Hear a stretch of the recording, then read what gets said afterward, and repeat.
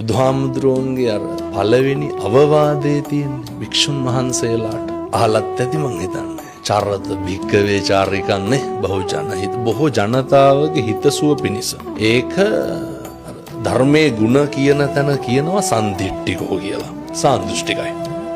ඒක අස්පනා පිට පේන්න තියෙනවා. මිනිස්සු තරුණ ප්‍රජාව සමහරක් තැන්වල මේ සමාජයෙන් තරුණයෝන් එක රාමුවකට දැම්මට මොකද තරුණයෝ තරම් මේක වැළඳ ගන්න ඉක්මන් වෙන පිරිසක් තවත් නැහැ.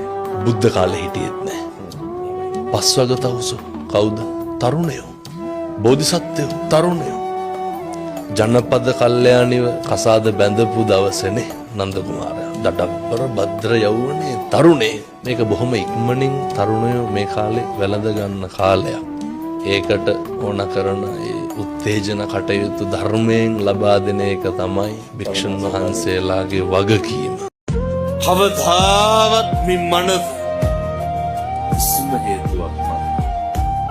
දෙමෝපියන් හිත නම් රිද්දන්න පොරොන්දුවට අදිස්ථාන කරගන්න.